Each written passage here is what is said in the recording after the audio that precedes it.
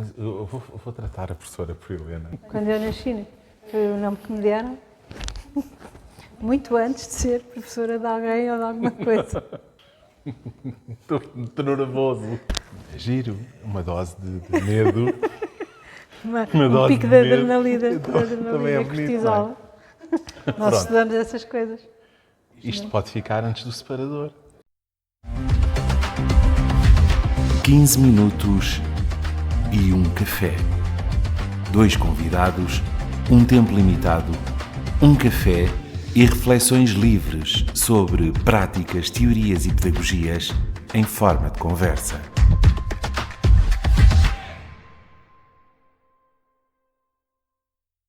Bem, hoje vamos estar aqui à conversa. Primeira vez vou dizer, professora Helena Marujo.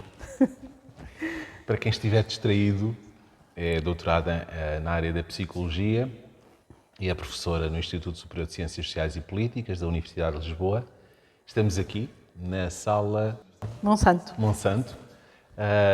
Do ISCSP. Gosto de voltar, fiz aqui a pós-graduação em Administração Escolar e, portanto, sinto que de alguma forma também faço parte desta família ISCSP. Antes de mais, muito obrigado por nos dedicar aqui estes 15 minutos para conversarmos um pouco sobre uma área em que já há muito tempo que tinha algum interesse, tinha lido alguns artigos seus. Estamos a falar da psicologia positiva. E se calhar para este início de conversa até ia contar um pouco o nosso encontro. Portanto, eu conhecia de artigos, via a sua cara num quadradinho que aparece às vezes ao lado de alguns artigos. E de repente cruzámos ali à entrada e à saída de um verdadeiro templo da relação e da comunidade, que são questões muito importantes para esta área da psicologia positiva. E eu normalmente não tenho coragem de me aproximar de desconhecidos. Mas não consegui resistir, não, vou ter mesmo a oportunidade de me aproximar da professora Helena. E ainda bem. E foi muito agradável aquele pedacinho de conversa em que chegámos à conclusão que temos aqui um amigo comum, o professor Jorge Rio Cardoso. Cantei na Camerata Vocal Torres Vedras com a sua irmã. Afinal de contas... Temos muitos fios a tecer esta ligação. Exatamente. Eu acho que a principal questão que se coloca quando se fala em psicologia positiva é a gente perceber de que é que estamos a falar. Porque às vezes há aqui esta confusão com a autoajuda e hoje em dia, se entrarmos em qualquer livraria, há livros às pasadas a quererem ajudar-nos, no fundo, a sermos felizes, não é? Que diferença é que há, professora? Vamos lá aqui conversar um pouco. Bom, a diferença principal é, obviamente, o rigor científico.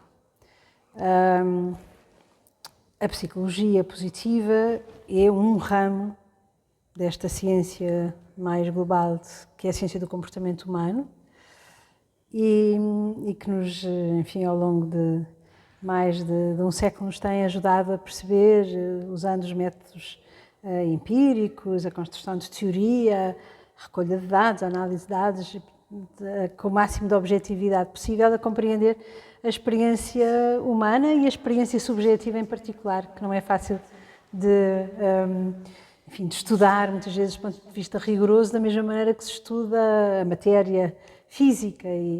Mas tem havido, não é, nesta ciência da psicologia, vontade de compreender, de maneira a poder criar leis universais, a poder perceber relações, correlações, causalidades, entre porque é que nos sentimos assim, porque é que estava nervoso, porque é que com tanta facilidade transformou esse sentimento em gargalhada. Okay? Portanto, aquilo que é específico desta área tem a ver com a investigação do que há de melhor na experiência humana. Porque a psicologia tradicionalmente dedicou-se à investigação e à compreensão daquilo que pode levar os seres humanos a não estarem... Sim, foram mais para a questão das patologias, não é? A não serem necessariamente funcionais ou não conseguirem ser funcionais. Portanto, esse movimento foi um movimento de complementaridade, não é? É muito bom que a ciência da psicologia se tenha dedicado àquilo que faz as pessoas poderem superar e transcender as suas doenças e o seu sofrimento psicológico, e ainda bem. Mas isso era apenas uma parte da história humana. Sim.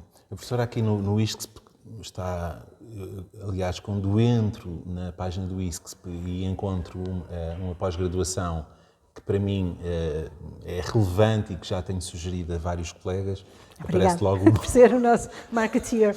aparece logo o nome da professora. E, portanto, há aqui a questão da felicidade também, não é? A felicidade e a esperança. Porquê que hoje é necessário treinarmos algumas competências, algumas habilidades de relação connosco e de relação com os outros que supostamente deveriam fazer já parte do nosso ADN? O que aconteceu na sociedade para de repente nos vermos confrontados com a necessidade de termos de treinar estas áreas?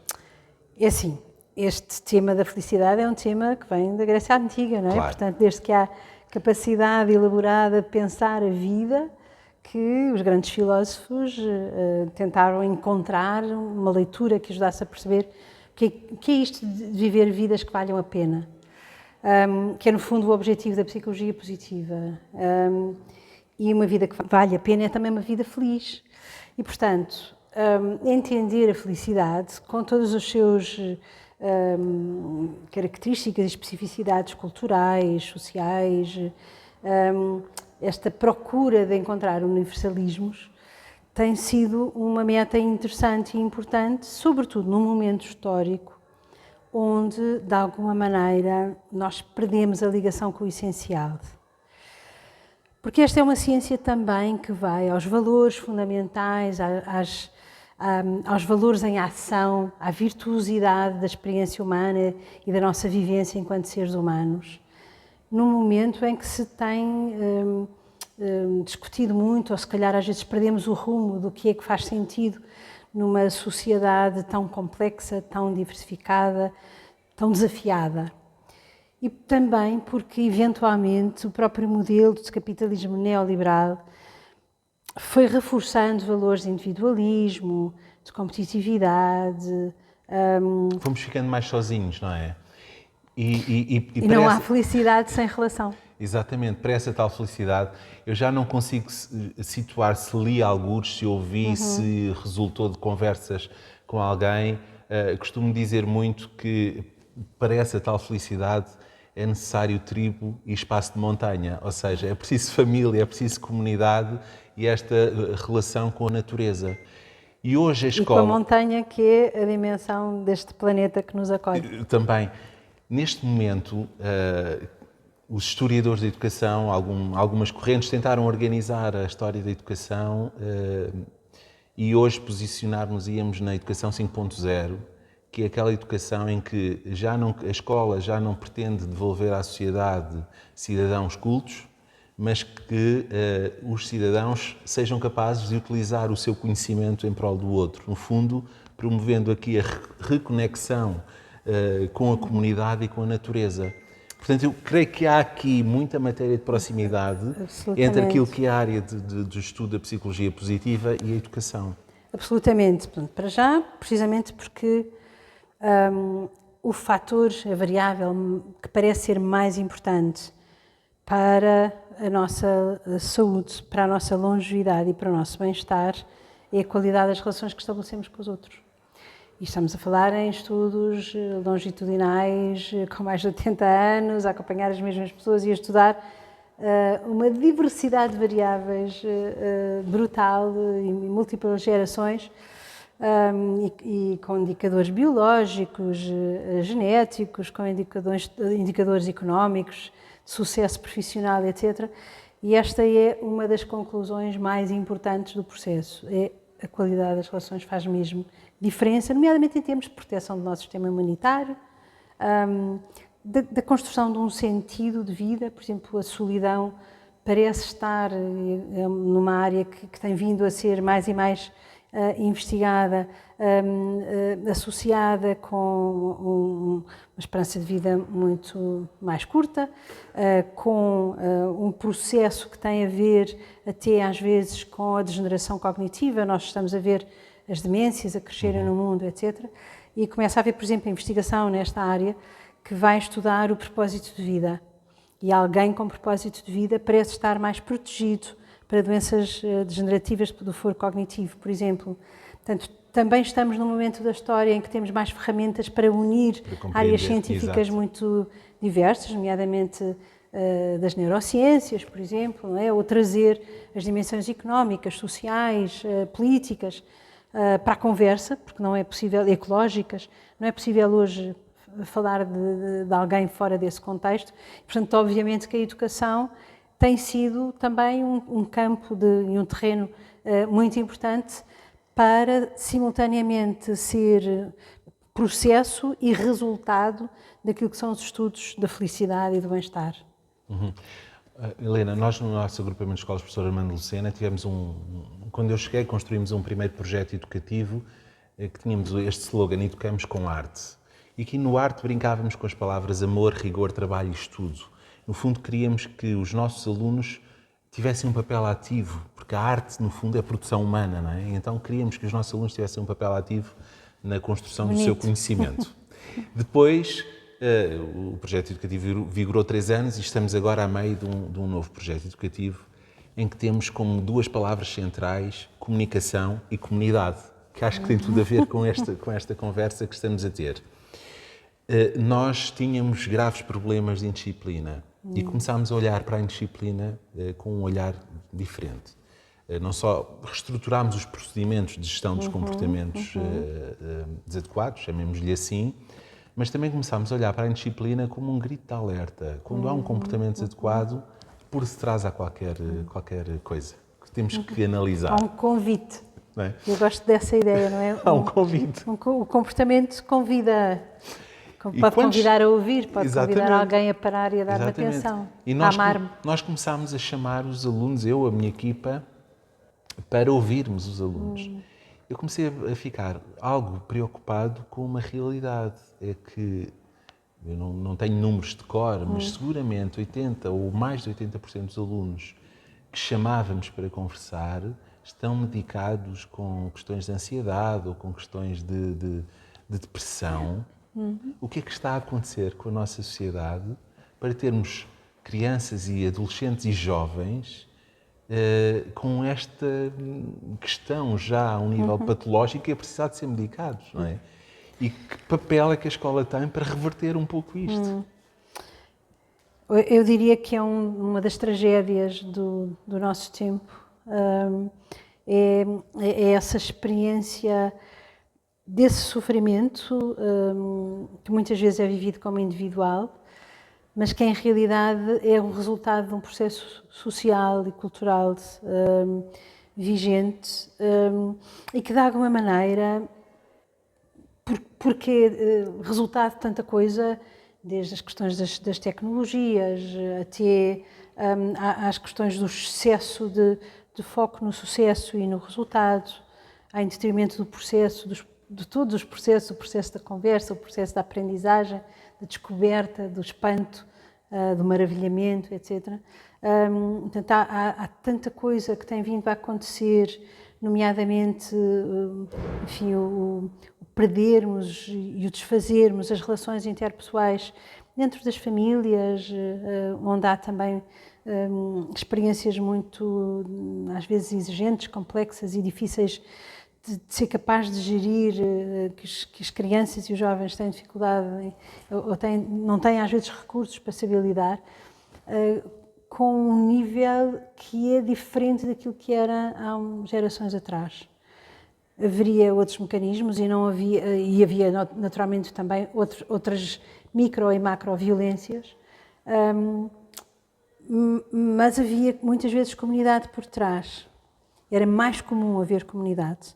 Haver quem reparasse, quem pudesse estar lá para dar colo, para ter uma conversa, para dar um sentido. E tudo isso tem vindo, inclusivamente, até a trazer novas patologias. Ainda há bocadinho na aula falávamos, a propósito dos focos, estamos a viver agora, e o fenómeno que está a acontecer também no Brasil, enfim, e da ponta aqui com as questões ecológicas, da ecoansiedade ou de outros diagnósticos novos que surgiram nos últimos anos, associados a problemáticas que a sociedade não tinha de antes. e que leva muitas vezes a um processo de desesperança e de vazio. Para que é que serve a minha vida? O objetivo é só ter notas, tirar um diploma para ir para um emprego onde se calhar não vou gostar de estar.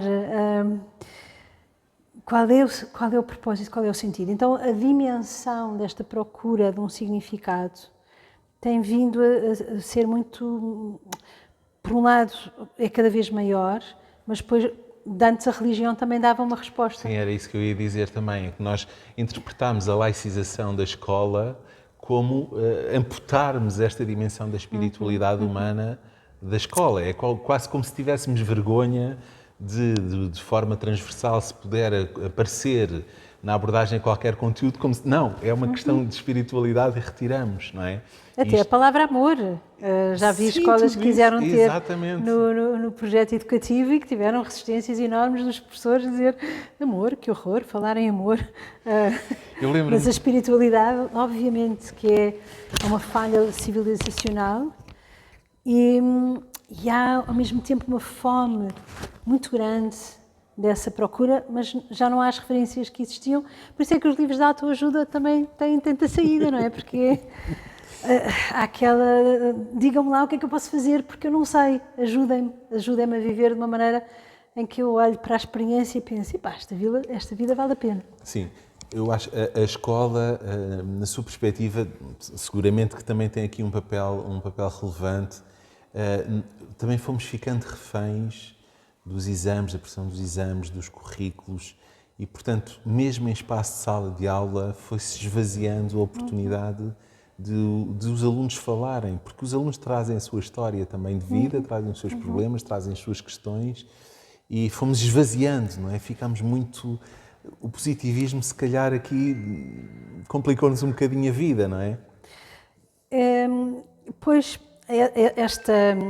este foco excessivo, não é? Na ideia do desempenho, na performance, no que é que cada um de nós, ou na imagem, que, portanto, está ligada à própria ideia de quem é que eu sou a partir de uma imagem social e como é que eu respondo a uma determinada imagem social que espera de mim grandes feitos. Seja porque tenho muitos seguidores numa rede social, seja porque consigo fazer alguma coisa que toca alguém. Não acha que as redes sociais também nos colocaram a achar que temos que estar sempre no auge da felicidade, Exato, não é? É isso, e, portanto, isto mesmo. É uma pressão muito grande, não é? É isso mesmo, sim.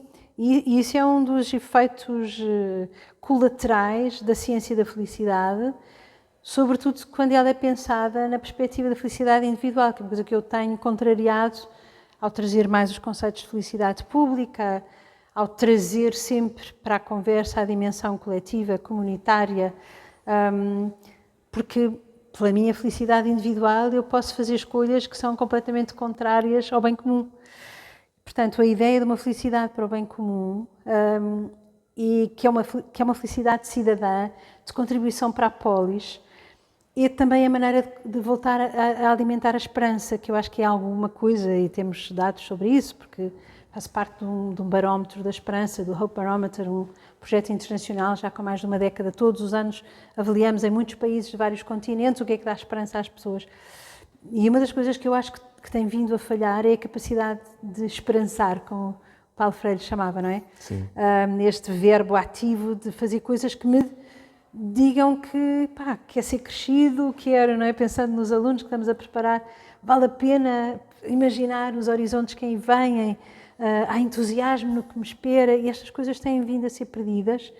Fizemos um estudo, nomeadamente perguntando quanto é que as pessoas esperam que tenhamos capacidade, enquanto coletivo, de caminhar para a sociedade que desejamos, onde haja inclusão e todos possam realizar nas suas virtudes e nos seus talentos, e onde consigamos cuidar do planeta e viver vidas sustentáveis e proteger a biodiversidade, e onde vivemos em paz e em harmonia uns com os outros, e em que cada um de nós sente que somos parte, pertença de uma comunidade, que é um fator fundamental, central para qualquer experiência de felicidade.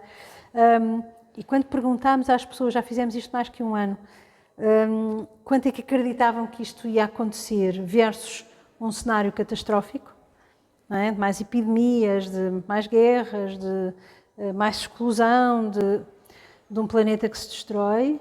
Por exemplo, o ano passado, 75% dos respondentes em Portugal diziam que estamos a ir para a catástrofe. Como é que se avança e como é que nos levantamos da cama entusiasmados para um projeto cotidiano se não acreditamos na capacidade humana de encontrar soluções para os problemas que criamos e que sentimos muitas vezes todos os dias, e que a comunicação social, que é um elemento, também uma variável muito importante deste impacto diário em que mundo é que vivemos, não é? Está-nos sempre a dizer onde é que estão as piores coisas a acontecer na vida, no mundo, em qualquer lugar, em qualquer momento.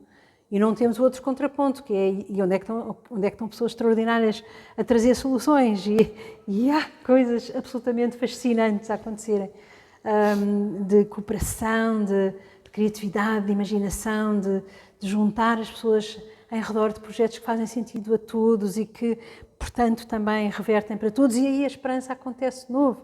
É quando eu faço alguma coisa para o coletivo que nós somos capazes de voltar a acreditar que é possível.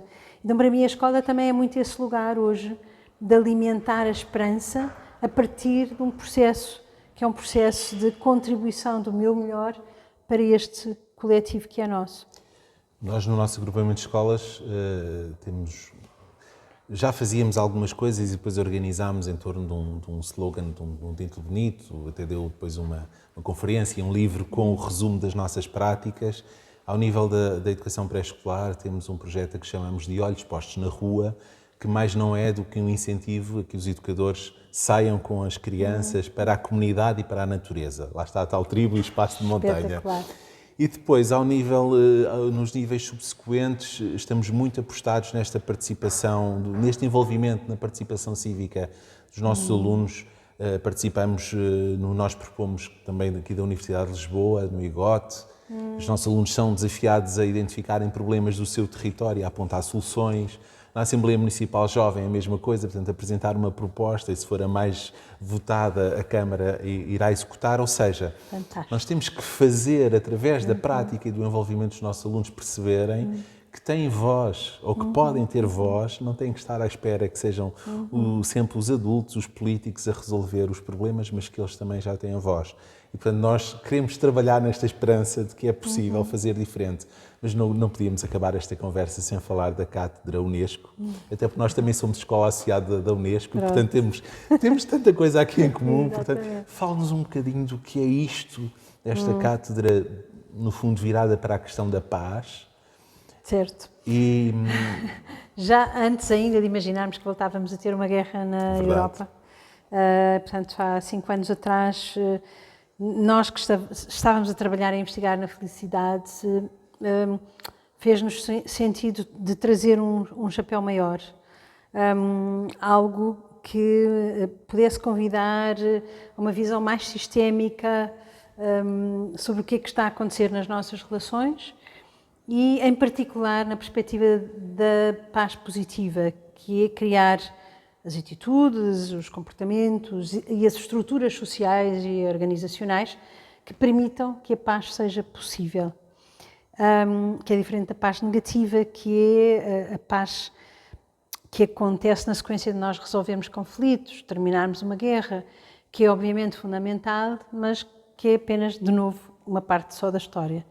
Então, como é que podemos ajudar desde o poder político e as decisões a esse nível a criar estruturas, ou a forma como as estruturas coletivas acontecem, desde a questão da igualdade de género à distribuição justa de recursos, não é? Portanto, aumentarmos vidas, enfim, diminuir a pobreza, aumentar a probabilidade que as pessoas vivam vidas com dignidade. Então, essas dimensões que têm a ver com o que está a acontecer do ponto de vista sistémico, da maneira como vivemos em conjunto, passou a ser um foco importante para nós neste cruzamento com a felicidade pública. Sendo que a felicidade pública, por si mesma, se define como a capacidade de criarmos condições, do ponto de vista económico, para as pessoas viverem com, enfim, o mínimo para terem vidas condignas, mas depois precisamos de ter organizações que promovem a virtuosidade, e onde eu quero trazer o melhor que há em mim e dar àquela organização, àquela comunidade. Pode ser ao meu prédio e nas reuniões de condomínio, ou pode ser alguém que está num cargo de liderança e que tem formal ou informal, mas que tem a possibilidade de influenciar outros com as decisões que toma. E, portanto, temos vindo a fazer coisas muito diversas, desde formação acreditada para professores sobre felicidade e paz, até momentos de partilha em vários pontos, seja remotamente, seja presencialmente, onde as pessoas trazem projetos que estão a fazer, que são contributivas ou para a paz positiva ou para a paz negativa. Estamos a investigar conceitos como a esperança, já dei um exemplo, que é muito importante na construção da paz também, mas a compaixão organizacional, como é que as organizações, os sistemas humanos lidam com o sofrimento dos seus colaboradores, dos seres humanos que os compõem. Temos feito muita formação, ainda na próxima semana vamos ter aqui no ISCSP um grupo de pessoas em cargos de liderança que vêm do Brasil, para passar aqui quase uma semana connosco para desenvolvermos e construirmos conhecimento em conjunto sobre liderança positiva, liderança empática, liderança compassiva. Estamos a levar isto para as autarquias. Temos presidentes da Câmara que já nos contrataram para levar estas formações para os seus executivos e para si mesmos. Secretaria-Geral da Presidência do Conselho de Ministros, portanto, trabalhar a nível do poder local e do poder enfim, que define e impõe as regras de funcionamento social nas nossas sociedades, trazendo também cada vez mais a sensibilidade multicultural, a interdisciplinaridade. Não é possível estudar estas coisas nem pensar a paz sem trazermos as artes e o desporto. Portanto, no fundo, foi subir um nível de complexidade, já com este sentimento que nós temos que ir desde a microação pela paz, que pode ser uma forma de comunicação não violenta, e aprender o que é isto de falar de uma maneira que reduza as probabilidades que a nossa conversa traga tensão e sofrimento, e eu, sem querer ou querendo, faça mal a alguém. E, portanto, desde as ações mais macro, como é que nos escutamos, como é que criamos e conseguimos ou não empatia, como é que é isto da experiência do diálogo, o que é colaborar. Já fizemos, por exemplo, workshops para treinar práticas de colaboração, ou apoiámos livros de pedagogia da cooperação. E a ideia é fazer muita coisa, portanto... É para ir espalhando esta esperança, no fundo.